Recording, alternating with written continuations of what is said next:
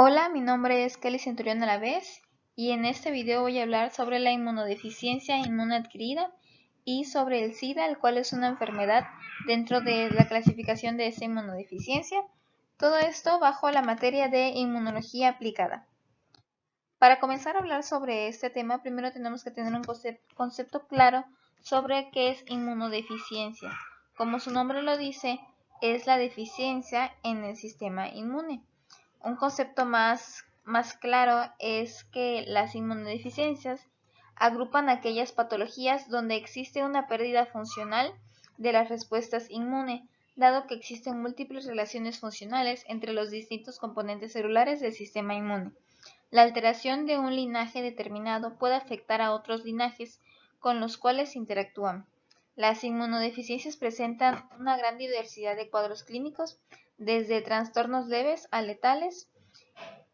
La propensión a encontrar infecciones y la intensidad de las mismas son indicadores potenciales de inmunodeficiencias. Estas inmunodeficiencias pueden clasificarse con respecto a las características que se vayan presentando. Por ejemplo, hay inmunodeficiencias que entran dentro de una categoría en la cual ya nacemos con ella. Puede ser algún factor genético, un factor hereditario. Y hay otras inmunodeficiencias, las cuales las vamos adquiriendo, depende de las circunstancias o agentes con los que vayamos interactuando en nuestra vida. Existen unas clasificaciones, una de las más relevantes es la inmunodeficiencia primaria, las cuales estos trastornos son de origen genético. Puede ser asilados o formar parte de un síndrome. Estas inmunodeficiencias se presentan ya sea de manera fetal o durante la lactancia. La inmunodeficiencia primaria se clasifica en función del principal componente del sistema inmunitario que es deficiente, que se encuentra ausente o es defectuoso. Como podemos notar, en este punto se está hablando del sistema inmunitario, el cual puede ser que tenga en alguna medida sea ausente en cierto punto o que tenga algún defecto o esté fallando al momento de ejecutarse. Algunas de estas enfermedades es inmunidad humoral, inmunidad celular y humoral combinados, células fagocitadas, proteínas del complemento. En esta clasificación no vamos a abundar mucho, solamente la estoy mencionando para que podamos comprender que hay una clasificación amplia sobre estas inmunodeficiencias. El tratamiento para una inmunodeficiencia primaria es cuando la persona no produce suficientes anticuerpos o estos no funcionan bien. Y como mencioné anteriormente, el tratamiento es el de reemplazo, son inmunoglobulinas humanas por vía intravenosa o vía subcutánea de por vida.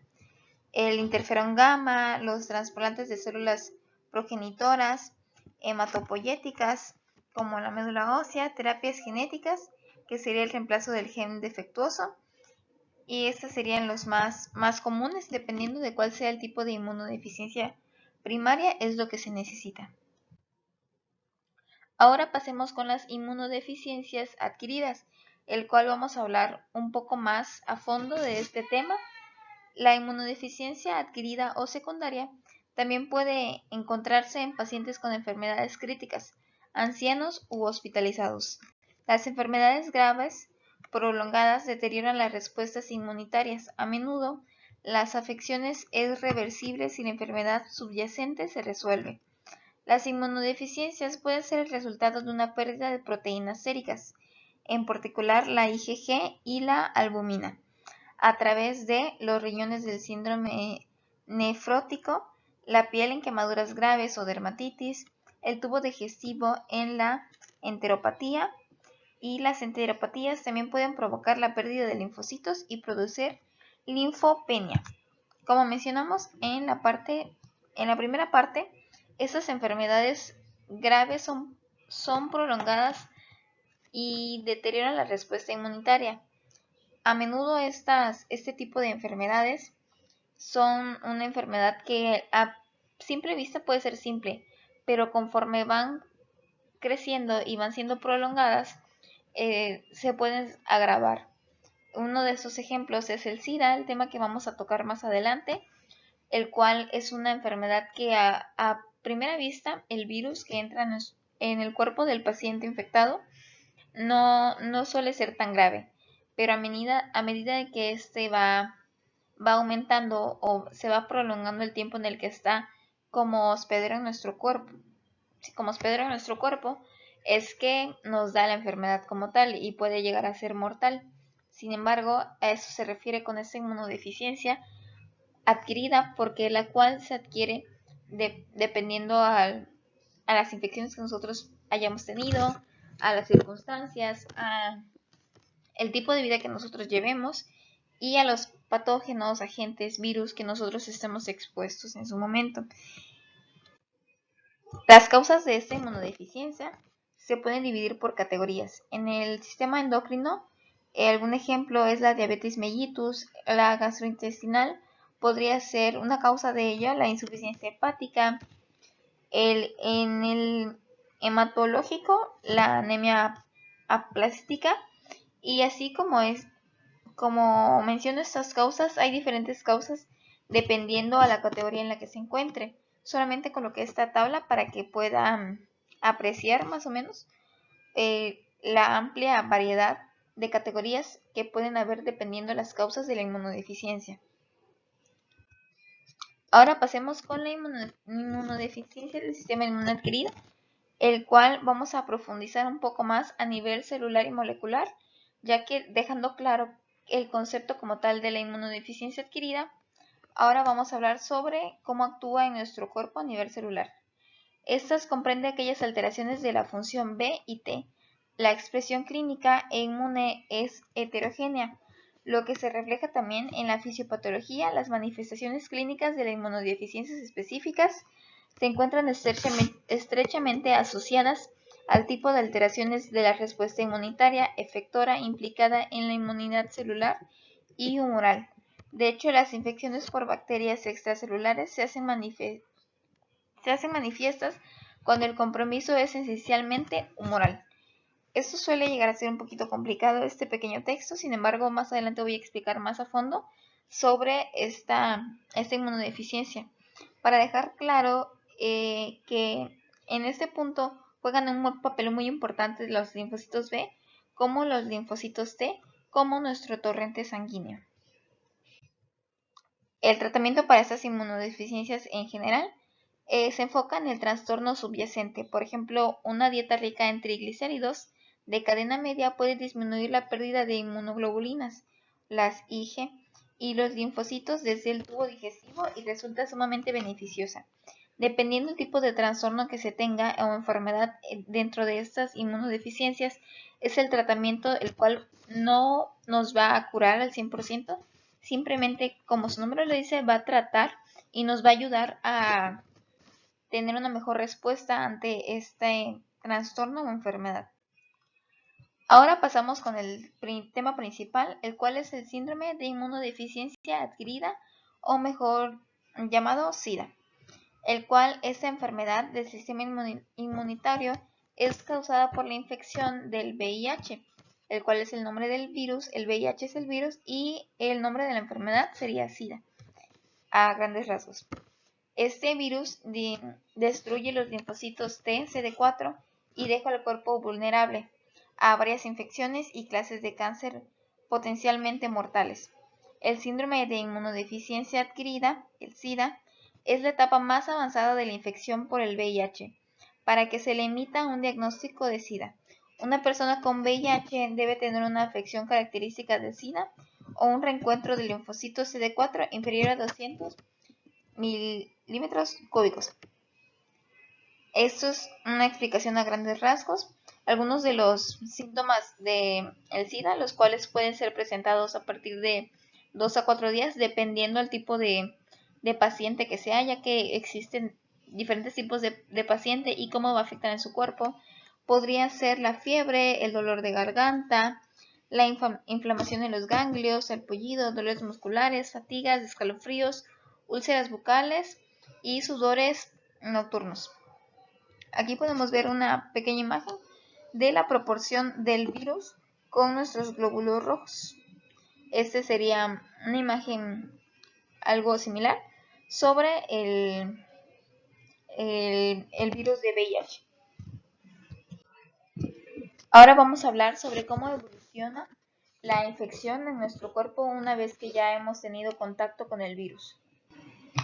Este virus es una infección crónica que evoluciona en 3 fases antes de llegar a llamarse SIDA como tal. Primero estaría la infección aguda, la cual durante la infección aguda el VIH se multiplica muy rápidamente en nuestro cuerpo. A medida de que la infección aguda evoluciona, se puede convertir a infección crónica. La infección aguda dura aproximadamente de 2 a 4 días y es cuando el virus se reproduce muy rápido durante nuestro cuerpo. Durante la infección crónica, que ya sería el segundo punto, se multiplica más lentamente y disminuye las concentraciones del virus. Sin embargo, a medida de que avanza la infección crónica, las concentraciones de VIH aumentan y la cantidad de linfocitos CD4 disminuyen. Una disminución de la concentración de linfocitos CD4 indica que aumenta el daño del sistema inmunitario. Posterior a eso, si la infección avanza y se prolonga durante más días, puede llegar a convertirse desde una infección crónica hasta llegar a la etapa de la enfermedad del SIDA. La etapa temprana de la infección del VIH dura aproximadamente de 2 a 4 semanas, que sería entre la infección aguda y crónica, y desde la infección inicial hasta que el cuerpo produce suficientes anticuerpos contra el virus y detectables con la correspondiente prueba de anticuerpos. Durante la infección aguda, el VIH es sumamente contagiosa porque se multiplica con rapidez, como anteriormente lo mencionaba, y el acelerado aumento de la carga viral puede detectarse antes de la aparición de anticuerpos contra el virus. Aquí podemos ver cómo, debido a la evolución de la infección, la disminución de los linfocitos CD4 es lo que agrava nuestro problema en el sistema inmune. Este es una pequeña visión sobre la evolución de la infección. Más adelante voy a hablar sobre específicamente el mecanismo de acción y cómo es que el virus se multiplica en nuestro cuerpo. Una persona infectada no siempre va a llegar al grado de tener SIDA, ya que esas personas pueden ser asintomáticas, pueden entrar en un concepto de CRS y pueden llegar a presentar el SIDA. Una persona infectada puede encontrarse en uno de estos 3 estadios dependiendo del estado de su sistema inmune. Los porcentajes indican que la proporción en cada uno de los estudios de la infección es que los asintomáticos presentan un 40%, los que están en un rango de CRS presentan un 30% y las personas que logran desarrollar el SIDA están en un 30%. Ahora bien, vamos a hablar sobre cada uno de estos 3 puntos. Las personas asintomáticas, como su nombre lo dice y como en muchas enfermedades hemos escuchado, son personas que no presentan ningún síntoma, sin embargo son portadoras de VIH. Las personas con CRS, las siglas CRS significan complejo relacionado con el SIDA. Las personas que presentan esta CRS tienen algún síntoma relacionado por la infección de VIH, ya que el virus se ha activado, ha comenzado a destruir linfocitos y, por tanto, ha debilitado el sistema inmune. Estos síntomas pueden ser fiebre, aumento del tamaño de los ganglios linfáticos y los mencionados anteriormente. Estos no cumplen, sin embargo, los requisitos necesarios para poder afirmar que las personas están enfermas de SIDA son un poco más complejos. Algunas personas con CRS logran desarrollar en un futuro el SIDA, pero otras en cambio nunca van a lograr hacerlo. Todo esto depende a qué tan debilitado pueda estar el sistema inmune de esa persona. Ahora, como último punto, vamos a pasar con lo más importante de esta presentación, lo cual es el mecanismo sobre cómo actúa el virus de VIH en nuestro cuerpo. el cual es un proceso muy interesante y es lo que estoy explicando en este video. Esa sería la conclusión y el punto más interesante ante esta inmunodeficiencia. Esta imagen, aunque parezca un poco complicada, es muy simple de entender. Voy a irles explicando con respecto a las flechitas que vemos en la parte de aquí y a los números. Empezamos aquí el 1, el 2, el 3, siguiendo las flechas el 4, el 5, el 6 y hasta llegar al 7. Empezamos a ver que en la parte de aquí podemos ver que son los virus del VIH. Estas serían las moléculas del virus de VIH. Esta de aquí, estas de acá y la de aquí. El VIH infecta a las células que tengan una superficie, la molécula CD4, que serían toda la línea amarilla que tenemos en la parte de acá, que es una proteína que pertenece a algunas células del sistema inmunológico y que el VIH utiliza como receptor. El GP120 viral reconoce y se une específicamente al CD4. Acá podemos ver la unión. Y de este modo el virus se une a una membrana celular. Tras esta unión, el nucleoide viral, que es lo que tenemos en la parte de adentro, o sea, en el núcleo, el virus, se introduce en la célula, como podemos ver en la flechita de aquí.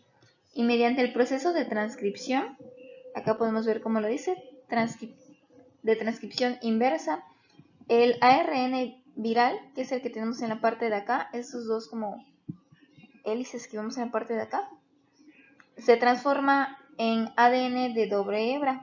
Podemos seguir aquí la flecha y podemos ver en la parte de acá que está el ADN de doble cadena o de doble hebra, como gusten llamarlo. Este ADN viral es transportado al núcleo de la célula. Podemos ver en la flecha de acá cómo se transporta a la parte de adentro de la célula, donde se inserta o se integra al ADN de los cromosomas de la célula. El ADN es el que tenemos en la parte de aquí, el rojo, y el cual se está insertando en los azules que vemos en la parte de acá, haciéndose uno mismo. Como lo dice en el punto 3, hay una integración de ADN de la célula en el hospedante. Y posterior a eso, cuando se producen los estímulos necesarios, se desencadena el proceso de formación de nuevos viriones. Son los que tenemos en la parte de acá. El ADN viral integrado en los cromosomas de la célula, aquí, del huésped, se sirve de los mecanismos de la replicación de esta para su transcripción a ARN mensajero y a nuevas hebras de ARN genómico viral. Este se produce entonces a través de la transcripción del ARN mensajero viral a las que tenemos aquí, a nuevas proteínas virales, que son las que tenemos en la parte de aquí, en el punto 5. Estas serían las nuevas proteínas víricas o viriales, y el ensamblaje de viriones nuevos dentro de las células, que son los que tenemos acá, en las partes de aquí. Las partículas de VIH así creadas son las que podemos ver en la parte de acá, que fue justo como empezó, solamente que esta es una nueva que ya ha sido creada posteriormente a todo el proceso que acabo de explicar. Estas se liberan de la célula tomando en su salida parte de la membrana de la célula, que es lo que vimos que fue lo que le atrajo al principio, la línea amarilla, que es el contorno de la membrana, para utilizarla como cubierta para ella misma. La replicación del VIH puede producir la muerte de los linfocitos TCD4, uno de los distintos glóbulos blancos, como ya sabemos. La destrucción de los linfocitos TCD4 paraliza el sistema inmunológico, y ese es el mecanismo principal por el que la infección por VIH produce SIDA. Como mencioné anteriormente, el hecho de que haya una deficiencia del linfocito CD4 anula nuestro sistema inmune tal como lo tenemos antes de haber una infección. Podemos ver que debido a todo este proceso que se crea, es un proceso un tanto simple para poder tener una reproducción de viriones de VIH. Esto conlleva a una desintegración de los linfocitos T. O sea que mientras más se reproducen los virus de VIH y más hay en nuestro cuerpo, menos linfocitos hay. Y eso hace que pase de una infección aguda a una infección crónica de una manera muy rápida, y si no es controlada y si no es detectada a tiempo, se logra convertir en una infección, ya posteriormente una enfermedad. Ya sería el SIDA, el cual sabemos que es una enfermedad muy fuerte, difícil de controlar y tratar. Este sería el mecanismo, el meollo de todo el video, por el cual he estado explicando paso por paso cómo funcionan estas inmunodeficiencias, y espero que haya sido algo simple de entender. Con las flechitas de acá, esta fue la imagen mejor explicada y de la mejor manera que pude explicar este proceso. Espero haber logrado aclarar todas las dudas que se hayan podido formar con respecto a este tema, y que esta explicación haya sido clara y concisa. Muchas gracias.